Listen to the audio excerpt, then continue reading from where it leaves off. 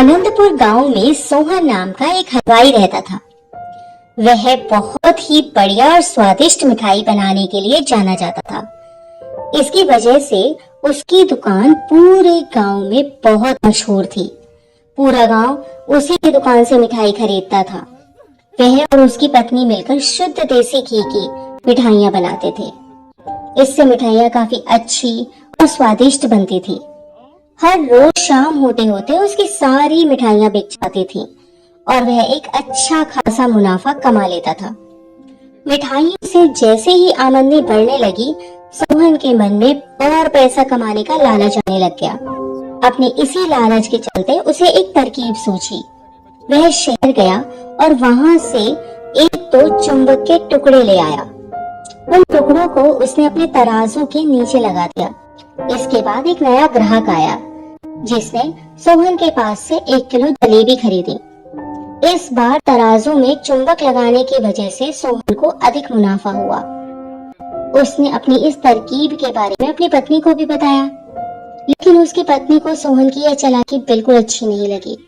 उसने सोहन को बहुत समझाया कि उसे अपने ग्राहकों के साथ इस तरह की धोखाधड़ी नहीं करनी चाहिए, लेकिन सोहन ने अपनी पत्नी की एक न सुनी और वो हर रोज तराजू के नीचे चुंबक लगाकर अपने ग्राहकों को कम सामान देने लगा और धोखा देकर अधिक मुनाफा कमाने लगा।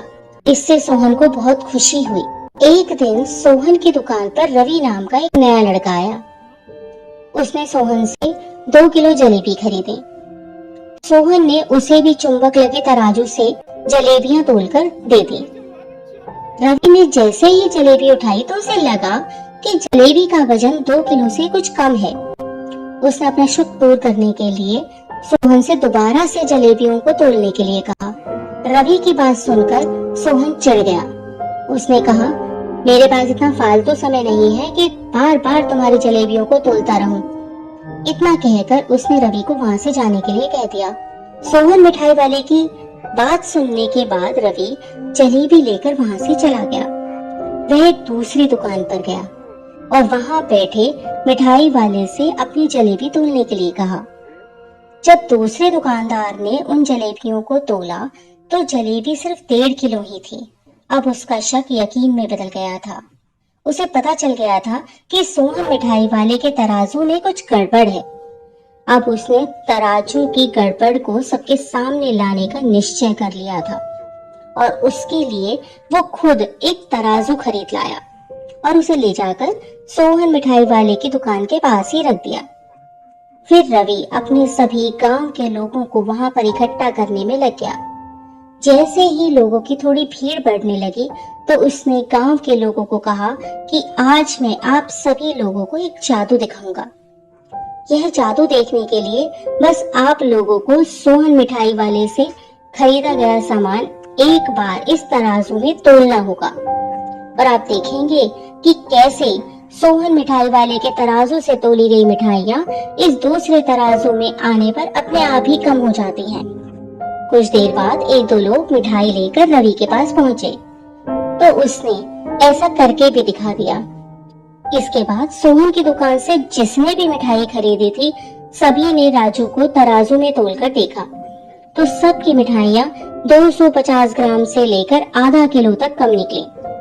यह सब देखकर लोगों को काफी हैरानी हुई। अपनी दुकान के पास ही यह सब होता देखकर सोहन मिठाई वाला रवि से झगड़ा करने लगा।